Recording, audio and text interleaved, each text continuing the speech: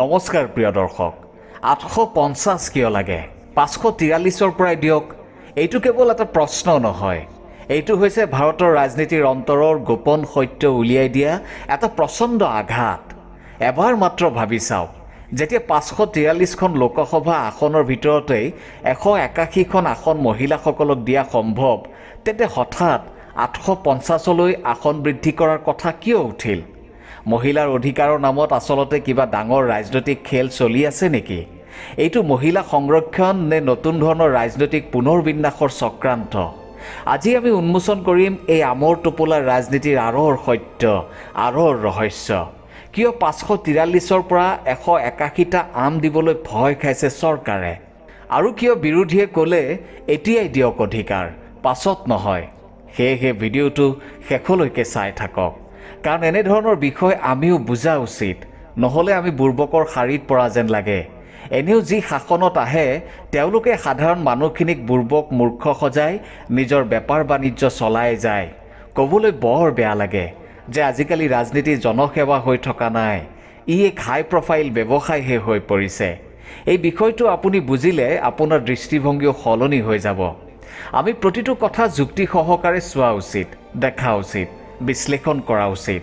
সাধাৰণতে কিছুমান কথাৰ ইতিমধ্যে যুক্তি থাকে, কিন্তু কিছুমান কথাত যুক্তি বিচাৰিবলগীয়াও হয়। যদি কোনো ৰাজনৈতিক নেতাই যুক্তিসংগত কথাবোৰ প্ৰসংগক্ৰমে দেশবাসীৰ সন্মুখত তুলি ধৰে, তাক কোনেও নুই কৰিব নোৱাৰে। এতিয়া আজিৰ প্ৰসংগ হ'ল মহিলা সংৰক্ষণ সংশোধনী বিধেয়ক বা ৱমেন ৰিজাৰ্ভেশ্যন বিল। 17 এপ্ৰিল 2026 লোকসভাত উত্থাপন হ'ল মহিলা সংৰক্ষণ সংশোধনী বিধেয়ক, যাৰ লক্ষ্য আছিল 2029 চনৰ নিৰ্বাচনৰ পৰা লোকসভা আৰু ৰাজ্যিক বিধানসভাসমূহত মহিলাসকলৰ বাবে 33% আসন সংৰক্ষণ প্ৰৱৰ্তন কৰা, মহিলাসকলৰ হাতত অধিক ৰাজনৈতিক প্ৰতিনিধিত্ব অৰ্পণ কৰা। কিন্তু 131 সংখ্যক সংবিধান সংশোধনী এই বিধেয়কখন লোকসভাত গৃহীত নোহোৱাৰ পাছত বিভিন্নজনে বিভিন্ন ধৰণে বিভিন্ন দৃষ্টিকোণৰ পৰা ইয়াৰ ওপৰত এক অস্ত্ৰোপচাৰ চলাইছে বা অপাৰেশ্যন আৰম্ভ কৰিছে। ইয়াৰ আগতে আমি জানি ল'ব লাগিব যে পাৰ্লিয়ামেণ্টত বা সংসদত এখন বিল বা বিধেয়ক পাছ কৰিবলৈ বা গৃহীত কৰিবলৈ কিমান শতাংশ ভোটৰ প্ৰয়োজন বা সমৰ্থনৰ প্ৰয়োজন।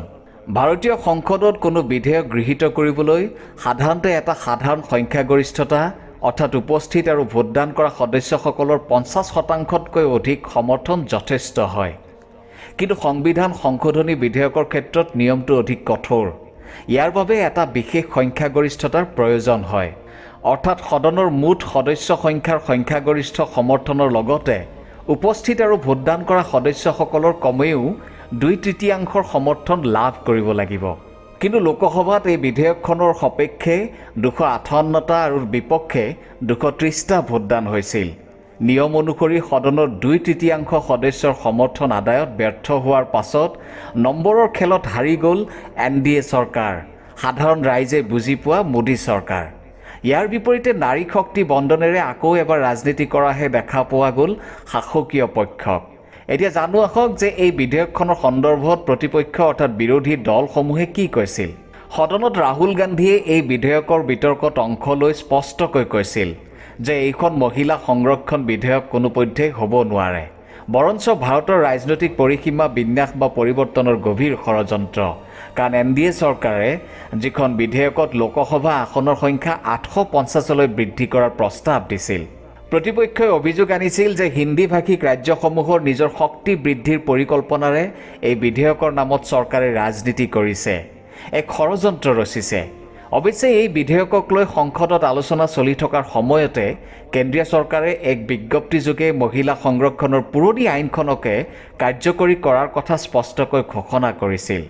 বিৰোধীৰ প্ৰত্যাহ্বানত বিধেয়কখন গৃহীত নোহোৱাত বিজেপিৰ নেতৃত্বই কংগ্ৰেছকে ধৰি আন ৰাজনৈতিক দলসমূহক মহিলা বিৰোধী আখ্যা দিলে। তেওঁলোকে আমাৰ মা ভনীৰ সম্পূৰ্ণ বিৰোধী, আমাৰ আই মাতৃ ভনীৰ উন্নতিত হেঙাৰ। তাৰ পিছদিনাই প্ৰধানমন্ত্ৰী মোদীয়ে নেশ্যনেল চেনেল দূৰদৰ্শন যোগে দেশবাসীক সম্বোধন কৰিলে। 18 এপ্ৰিল 2026 প্ৰধানমন্ত্ৰী মোদীয়ে তীক্ষ্ণ ভাষাৰে বিৰোধীক সমালোচনা কৰা আৰম্ভ কৰি ক'লে, নাৰী শক্তি বন্দন অধিনিয়ম সংশোধিত বিধেয়কখন বিৰোধিতা কৰাসকল ভ্ৰূণ হত্যা সংঘটিত কৰা অপৰাধীৰ দৰে। কিন্তু কোনো কথা নাই, বিধেয়কখন সংসদত গৃহীত নহ'লেও দেশৰ 100% নাৰী শক্তি বিজেপিৰ সৈতে আছে। বিৰোধী পক্ষক সকীয়াই দি প্ৰধানমন্ত্ৰী মোদীয়ে পুনৰ ক'লে, মহিলাই সকলো পাহৰিব পাৰে, কিন্তু অপমান কেতিয়াও নাপাহৰে, সদায় মনত ৰাখে।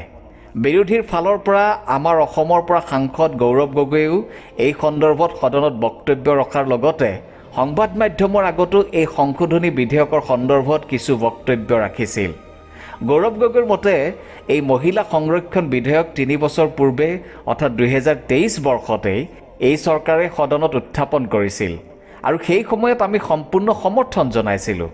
তাৰ আধাৰতে বিধেয়কখন গৃহীতও হৈছিল।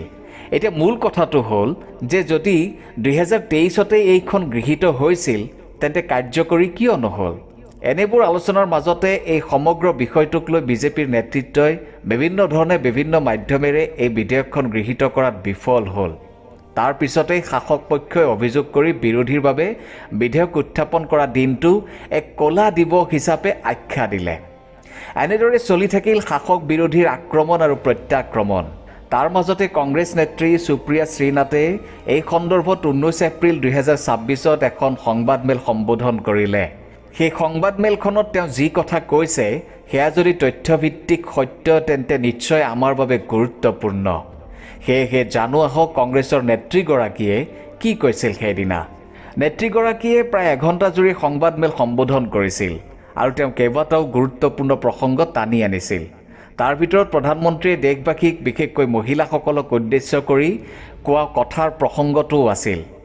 কংগ্ৰেছ নেত্ৰীগৰাকীয়ে কৈছিল, প্ৰধানমন্ত্ৰী মোদীয়ে প্ৰায় 3 ছেকেণ্ডৰ মূৰে মূৰে কংগ্ৰেছ কংগ্ৰেছ কংগ্ৰেছ কংগ্ৰেছ নামৰ মালা জপ কৰিছিল। 29 মিনিটত তেওঁ প্ৰায় 58 বাৰ কংগ্ৰেছৰ নাম লয়। এই ভয় দেখি ভাল লাগিল। এই ভয় দেখি এইবাবেই ভাল লাগিল কাৰণ এইটো বুজিব পাৰি যে কংগ্ৰেছে সত্যৰ পক্ষত থিয় দি আছে, সাহসেৰে যুঁজ দি আছে আৰু দেশবাসীৰ বিষয়সমূহ উত্থাপন কৰি আছে। প্ৰধানমন্ত্ৰী নৰেন্দ্ৰ মোদী ভয়ত আছে কাৰণ তেওঁ যি ষড়যন্ত্ৰ ৰচিছিল সেয়া কংগ্ৰেছ আৰু বিৰোধী সহযোগী দলসমূহে দেশবাসীৰ সন্মুখত ফাদিল কৰি দিলে। তেওঁৰ অৰ্থাৎ প্ৰধানমন্ত্ৰী মোদীৰ যি বিভাজনকাৰী ষড়যন্ত্ৰ আছিল তাত চেঁচা পানী পৰিল বিৰোধীৰ বাবে। আজি প্ৰধানমন্ত্ৰীৰ মুখত হঠাৎ মহিলাৰ সন্মান আৰু সবলীকৰণৰ কথা শুনিবলৈ পাইছোঁ, কিন্তু প্ৰকৃত কথা এইটো যে মহিলাৰ বাবে সংৰক্ষণ কোনো ইছ্যুৱেই নহয়। প্ৰধানমন্ত্ৰীয়ে অন্তৰৰ পৰা মহিলাৰ সংৰক্ষণ নিবিচাৰে। তেওঁ মহিলা সংৰক্ষণৰ বিষয়টোৰ আঁৰত থাকি বিভাজনকাৰী আৰু অগণতান্ত্ৰিক সীমা পুনৰ নিৰ্ধাৰণ কৰিব বিচাৰিছিল। NDA চৰকাৰ বা শাসকীয় পক্ষই এই বিধেয়কখনক ৰাজনৈতিক ঢাল হিচাপে ব্যৱহাৰ কৰিব বিচাৰিছিল। মহিলা সংৰক্ষণক ঢাল হিচাপে লৈ ঘৰিয়ালৰ চকুপানী টুকিছে মোদী চৰকাৰে, কিন্তু এই চেষ্টা কেতিয়াও সফল নহয়। তাৰ উদাহৰণ হিচাপে কংগ্ৰেছৰ নেত্ৰীগৰাকীয়ে এখন ফটো প্ৰদৰ্শন কৰিছিল। এই ফটোখন চাই লওক আপোনালোকে। ফটোখনত দেখা গৈছে প্ৰধানমন্ত্ৰী মোদীয়ে এটা টোপোলাত 543টা আম আনিছে। এগৰাকী মহিলা তেওঁৰ ওচৰলৈ আহে আৰু কয় যে মোকো কেইটামান আম দিয়ক। তেতিয়া প্ৰধানমন্ত্ৰী মোদীয়ে কৈছে যে মই আম দিব বিচাৰোঁ আপোনাক, কিন্তু আপুনি আম তেতিয়াহে পাব যেতিয়া মোৰ হাতত নতুন আমৰ টোপোলা পৰিব। এইটো টোপোলাৰ পৰা আপোনাক আম দিব নোৱাৰিম, কিয়নো বিৰোধীয়ে এই টোপোলাৰ পৰা আম দিবলৈ মানা কৰিছে। এয়াই হৈছে প্ৰধানমন্ত্ৰী মোদীৰ প্ৰকৃত স্বৰূপ। মহিলাসকলক ফুল ঝাৰু দিব বিচাৰিছে তেওঁ। বিৰোধীৰ ফালৰ পৰা প্ৰিয়ংকা গান্ধীয়েও প্ৰশ্ন কৰিছিল, মোদীজী আপুনি যদি মহিলাসকলক সংৰক্ষণ দিবই বিচাৰিছে তেন্তে 543খন আসনত মহিলাসকলক সংৰক্ষণ কিয় নিদিয়ে? পুৰুষৰ সংখ্যা হ্ৰাস পাব বুলি আপুনি ভয় কৰে নেকি? পুৰুষসকলৰ আসন ৰক্ষা কৰিবলৈ মহিলাসকলৰ সৈতে এনে ব্যৱহাৰ কৰা নাইতো। আপুনি কিয় আমাৰ অধিকাৰ খৰ্ব কৰিব বিচাৰিছে? আমাৰ দল আৰু সম্পূৰ্ণ বিৰোধী পক্ষই আপোনাক কৈছে যে আপুনি বিধেয়কখন কালিলৈকে আনক আৰু 543খন আসনৰ ভিতৰত 181খন আসন মহিলাৰ বাবে সংৰক্ষণ কৰক। আমি তেতিয়া আপোনাক সম্পূৰ্ণ সমৰ্থন জনাম, কিন্তু আপুনি কিয় দিয়া নাই? আপুনি মহিলাৰ সংৰক্ষণৰ বিৰোধিতা কিয় কৰি আছে? আপুনি কি ভাবে মহিলাসকলে আপোনাৰ ষড়যন্ত্ৰ বুজি পোৱা নাই? মহিলাসকলে নুবুজে নেকি যে আপুনি পুৰুষসকলৰ আসন ৰক্ষা কৰিবলৈ মহিলাসকলক তেওঁলোকৰ অধিকাৰৰ পৰা বঞ্চিত কৰিব বিচাৰি আছে? প্ৰকৃততে মহিলা সংৰক্ষণ বিধেয়ক সংবিধানৰে অংগ। আপুনিহে এই বিষয়টো গোল গোল কৰি ঘূৰাই আছে। দৰাচলতে 2023ত নাৰী শক্তি বন্দন অধিনিয়ম সংবিধানৰে অংগ। 21 ছেপ্টেম্বৰ 2023 সৰ্বসন্মতি মৰ্মে সেই বিধেয়কখন পাছ কৰা হৈছিল। আপুনি সেই ইয়াত চৰ্ত বান্ধি দিছে, চৰ্তসমূহ আঁতৰাই দিয়ক, মহিলাসকলক তেওঁলোকৰ অধিকাৰ দিয়ক, মহিলাৰ সংৰক্ষণৰ ক্ষেত্ৰত আপুনি বাধা হৈ থিয় নিদিব। এয়াতো একেবাৰে সহজ কথা যে আপোনাৰ টোপোলাত 543টা আম আছে, তাৰে পৰা মহিলাসকলক দি দিয়ক 181টা আম। কিন্তু আপুনি কৈছে যে যেতিয়া নতুন টোপোলাত আৰু অধিক আম আহিব তেতিয়াহে মই আম বিলাই দিম। কিয় চৰ্ত বান্ধি দিছে? কিয় বাধা হিচাপে থিয় দি আছে আপুনি? কিয় মহিলাসকলক তেওঁলোকৰ অধিকাৰ দিয়া নাই? আপুনি কিন্তু দেশবাসীক সম্বোধন কৰি এটা সত্য কথা কৈছে যে মহিলাসকলে নিজৰ অপমান কেতিয়াও পাহৰি নাযায়। সেই কথা আপোনাতকৈ ভালদৰে আৰুনো কোনে জানিব? যেতিয়াই ভাৰতত মহিলাসকলক তিৰস্কাৰ কৰা হৈছে, তেওঁলোকক অত্যাচাৰ কৰা হৈছে, শোষণ কৰা হৈছে, অপমান কৰা হৈছে, আপুনি মৌনতা অৱলম্বন কৰিছে। আৰু আপুনি যিসকলে নিৰ্যাতন চলাইছে, মহিলা অপমান শোষণ কৰিছে, তেওঁলোকৰ সৈতে থিয় দিছে, মাত মাতিছে। আহক আপোনাক এই বিষয়ে জনাওঁ। মণিপুৰৰ দুগৰাকী মহিলাক কেইজনমান দানৱে অত্যাচাৰ কৰিলে, কিন্তু আপুনি মনে মনে থাকিল। হাথৰছত এজনী ছোৱালীক নিশা কেৰাচিন ঢালি জ্বলাই দিয়া হ'ল, আপুনি মনে মনে থাকিল। উন্নাওত আপোনালোকৰ বিধায়কে বলৎকাৰ কৰিলে, ধৰ্ষণ কৰিলে, কিন্তু আপুনি আকৌ মনে মনে থাকিল। লখিমপুৰতো আপোনালোকৰ নেতাই নিৰ্বাচিত মহিলাৰ চিৰ হৰণ কৰিলে, আপুনি মনে মনেই থাকিল।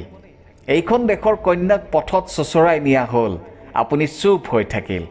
দলবদ্ধ বলৎকাৰ কৰা বিজেপিৰ IT চেলৰ যুৱকৰ ক্ষেত্ৰতো আপুনি মনে মনেই থাকিল।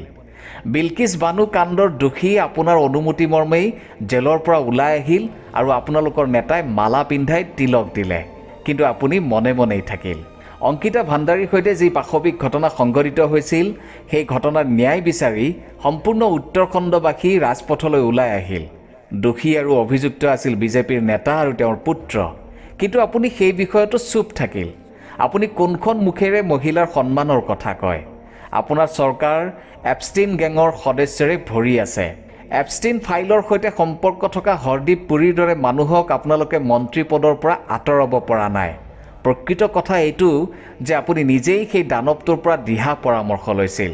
তেওঁৰ পৰামৰ্শ মতে আপুনি আমেৰিকালৈ গৈছিল, ইজৰাইললৈ গৈছিল, তাত নাচিলে, গালে আৰু ভগৱানেহে জানে কি কি কৰিলে, কিন্তু আপুনি মনে মনেই থাকিল। আমাৰ দেশৰ মহিলা বুৰ্বক নহয়, আমাৰ দেশৰ মহিলা বুৰ্বক নহয়, সকলো দেখে, শুনে আৰু বহুত বুদ্ধিমান হয়। এনেই জানো নাৰীক দেৱীৰ স্বৰূপ বুলি কোৱা হয়? এইখন দেশৰ মহিলাসকলে দেখি আছে আপুনি কেনেকৈ নিৰ্বাচনী প্ৰচাৰ সভাৰ মঞ্চৰ পৰা কংগ্ৰেছৰ শীৰ্ষ নেত্ৰীগৰাকীক আপুনি কংগ্ৰেছৰ বিধৱা বুলি কয়, আপুনি 50 কোটি টকীয়া গাৰ্লফ্ৰেণ্ড বুলি কয়, কংগ্ৰেছৰ মহিলা সাংসদক শূৰ্পণখাৰ সৈতে তুলনা কৰে। আপুনি কৈছে যে আচাৰৰ বটলত মহিলাৰ ফটো লগাই দিয়া, আচাৰৰ বিক্ৰী বাঢ়িব। এনেধৰণৰ কাম বাটে ঘাটে কেনেধৰণৰ ল'ৰাই কৰে সেই বিষয়ে মই ক'ব বিচৰা নাই।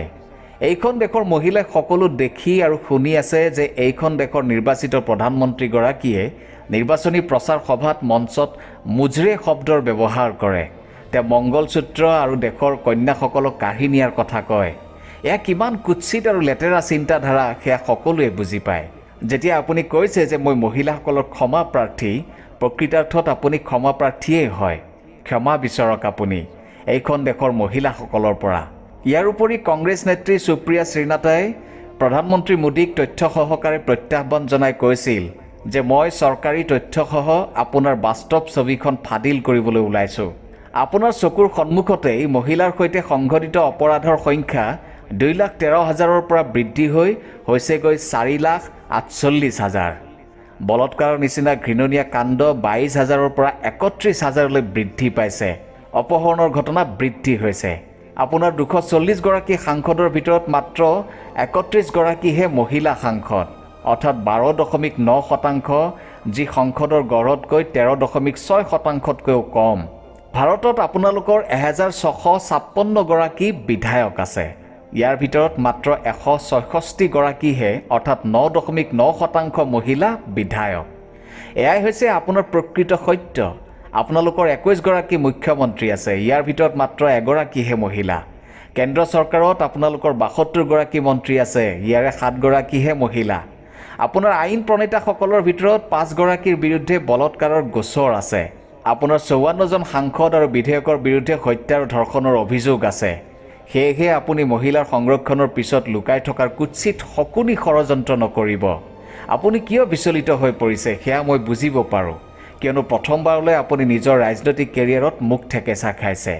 কিন্তু আপুনিও বুজিব লাগিব যে যেতিয়াই আপুনি সমষ্টিৰ সীমা পুনঃ নিৰ্ধাৰণৰ জৰিয়তে বিভাজনকাৰী আৰু অগণতান্ত্ৰিক কাম কৰিব বিচাৰিব, তেতিয়াই সমগ্ৰ বিৰোধী পক্ষই আপোনাক এনেদৰে পৰাস্ত কৰিব। 58 বাৰ আপুনি কংগ্ৰেছৰ নাম লৈছে। মইতো ভাবিছিলোঁ মোদীজীয়ে কংগ্ৰেছৰ বিৰুদ্ধে যদি নক'লেহেঁতেন তেন্তে কি ক'লেহেঁতেন।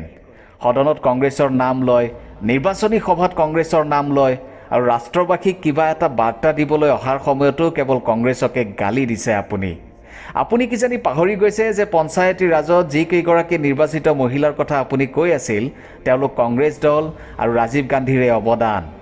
আমি অনা সংশোধনৰ বাবেই গাঁও পঞ্চায়ত, জিলা পঞ্চায়তত মহিলাৰ বাবে 33% সংৰক্ষণ কৰা হয়। এয়া কংগ্ৰেছ দলৰ উপলব্ধি। 1989 চনত ৰাজীৱ গান্ধীয়ে মহিলা সংৰক্ষণৰ বিধেয়ক উত্থাপন কৰে, কিন্তু সদনত বিধেয়কখনৰ বিৰুদ্ধে কোনে ভোট কৰে জানেনে? বিজেপিৰ দিগ্গজ নেতাসকলেই। আপোনালোকে প্ৰতিবাদ কৰিছে যে কংগ্ৰেছে কিয় এইখন বিল উত্থাপন কৰা নাছিল। ৰাজ্যসভাত 2010ত কংগ্ৰেছে আনিছিল এইখন বিল, কিন্তু লোকসভাত আমৰ সংখ্যা কম আছিল বাবে গৃহীত হোৱা নাছিল। ৰাহুল গান্ধীজীয়ে আপোনালৈ চিঠি লিখিছিল। 2014 আৰু 2019ত আপোনালোকৰ সংখ্যাগৰিষ্ঠতা আছিল। যদি 543খন আসনৰ ভিতৰত যদি নাৰী সংৰক্ষণ প্ৰদান কৰা হ'লহেঁতেন, তেন্তে বৰ্তমানলৈ দুটাকৈ লোকসভা 2019 আৰু 2024ত 33% মহিলাৰ আসন থাকিলহেঁতেন। সকলো ৰাজ্যৰ নিৰ্বাচন তাৰ পাছত হৈছিল। প্ৰতিখন বিধানসভাত মহিলা থাকিলহেঁতেন। আপুনি 3খন বিধেয়ক সংযোগ কৰি প্ৰস্তুত কৰিছিল। মহিলা সংৰক্ষণৰ পিছত লুকাই সমষ্টি পুনৰ নিৰ্ধাৰণ কৰিব বিচাৰিছিল আপুনি। প্ৰকৃত সত্য এই যে 21 ছেপ্টেম্বৰ 2023ত সৰ্বসন্মতি মৰ্মে পাছ হোৱা বিলখন জাননী জাৰি কৰাৰ কাম আপুনি 30 মাহৰ পাছত অৰ্থাৎ 16 এপ্ৰিল 2026ৰ নিশা 9:55 কৰিলে। 30 মাহলৈকে আপুনি মহিলাৰ সংৰক্ষণক লৈ জাননী জাৰিয়েই কৰা নাছিল, কিয়নো আপুনি কেতিয়াও মহিলা সংৰক্ষণৰ কথা চিন্তাই কৰা নাছিল। যদি আপুনি বিচাৰিলেহেঁতেন তেন্তে কেতিয়াবাই মহিলাসকলক সংৰক্ষণ দিলেহেঁতেন। সেই সময়ত সমগ্ৰ বিৰোধী পক্ষই আপোনাৰ সৈতে থিয় হৈ থাকিলহেঁতেন। এতিয়াও সময় আছে। 543টা আমৰ 181টা মহিলাসকলক দিয়ক। প্ৰিয় দৰ্শক, এয়া আছিল কংগ্ৰেছ নেত্ৰী সুপ্ৰিয়া শ্ৰীনাথেৰ বক্তব্য। এইখিনিতে আমাৰ চিন্তা কৰিবলগীয়া বিষয়টো কি? স্বাভাৱিকতে আমাৰ মনলৈ কেইটামান প্ৰশ্ন নিশ্চয় আহিব। যদি এই মহিলা সংৰক্ষণ বিধেয়কখন 2023 চনতে গৃহীত হৈছিল, তেন্তে আমাৰ দেশৰ মহিলাসকলে কিয় এই অধিকাৰৰ পৰা বঞ্চিত হৈ আছে? 543খন আসন থকাৰ পাছতো আৰু কিয় 307খন আসন বেলেগে প্ৰয়োজন? প্ৰাচীন কালৰে পৰা আমি নাৰীক দেৱী দুৰ্গাৰ লগত তুলনা কৰি আহিছোঁ, তেন্তে এতিয়া কিয় পিছুৱাই আছোঁ? আমাৰ দেশৰ মহিলাসকলৰ সংৰক্ষণৰ কথা আমি চিন্তা কৰিছোঁ যদি দেশত ইমান বলৎকাৰ, ধৰ্ষণ, হত্যা আদিৰ দৰে অপৰাধমূলক ঘটনা কিয় ঘটি আছে? আজি 3 বছৰ ধৰি মণিপুৰ কিয় জ্বলি আছে? কিয় আমাৰ দেশৰ বিয়াগুম নেতাসকল মণিপুৰলৈ যাবলৈ আহৰি পোৱা নাই? যদি আমি মহিলাৰ উন্নতি সংৰক্ষণ সঁচাকৈ বিচাৰিছোঁ, তেন্তে অসমৰ অৰ্ণময় বৰাৰ লগত ঘটা জঘন্য কাণ্ডৰ দোষীক কিয় শাস্তি প্ৰদান কৰিব নোৱাৰিলোঁ? পুৰুষ প্ৰধান আমাৰ ভাৰতবৰ্ষত যুগে যুগে নাৰী অসুৰক্ষিত, মানসিকভাৱে শাৰীৰিকভাৱে শোষিত হৈ আছে। সেই কথা পুৰুষে কেতিয়াও মানি ল'ব নোখোজে। আপুনি পুৰণি মহাকাব্যই হওক বা গ্ৰন্থই হওক, সকলোতে দেখিব নাৰীক সদায় কিবা নহয় কিবা প্ৰকাৰে দমন কৰি ৰখা হৈছে। শেষত আমি এটা সঁচা কথা স্বীকাৰ কৰিবই লাগিব। মহিলা সংৰক্ষণ কেৱল এখন আইন নহয়, ই এখন আইনা, য'ত আমাৰ সমাজ, আমাৰ ৰাজনীতি আৰু আমাৰ মনোভাৱ স্পষ্টকৈ প্ৰতিফলিত হয়। যদি আমি সঁচাকৈ নাৰীক দেৱী বুলি মানো, তেন্তে সেই সন্মান কেৱল পূজাৰ মণ্ডপতে সীমাবদ্ধ হ'ব নালাগে। ই প্ৰকাশ পাব লাগিব সংসদত, পথত, ঘৰতো আৰু প্ৰতিটো সিদ্ধান্তত। প্ৰশ্নটো কেৱল এইটো নহয় যে 543 নে 850। প্ৰশ্নটো হৈছে আমি নাৰীক সমান অধিকাৰ দিবলৈ কিমান সৎ? আমি সঁচাকৈ তেওঁলোকক আগবঢ়াব বিচাৰোঁনে, নে কেৱল ৰাজনৈতিক লাভৰ বাবে ব্যৱহাৰ কৰিছোঁ? যদি আজিও নাৰী নিজৰ অধিকাৰৰ বাবে অপেক্ষা কৰি থাকিব লাগে, তেন্তে এইটো কেৱল আইন প্ৰণালীৰ বিফলতা নহয়, ই আমাৰ সমগ্ৰ সমাজ ব্যৱস্থাৰ এটা ডাঙৰ পৰাজয়। সেয়েহে সিদ্ধান্ত আপোনাৰ। আপুনি কেৱল এজন দৰ্শক হৈ থাকিবনে, নে এজন সচেতন নাগৰিক হৈ সত্যক বুজি প্ৰশ্ন কৰি নিজৰ মত প্ৰকাশ কৰিব? কাৰণ যেতিয়ালৈকে সাধাৰণ মানুহে প্ৰশ্ন নকৰে তেতিয়ালৈকে ৰাজনীতি সলনি নহয়। আৰু যিদিনাই আপুনি প্ৰশ্ন কৰা আৰম্ভ কৰিব সেইদিনাই আৰম্ভ হ'ব প্ৰকৃত গণতন্ত্ৰৰ নতুন অধ্যায়। আপুনি কি ভাবে? আপোনাৰ মতামত নিশ্চয় জনাব। ধন্যবাদ।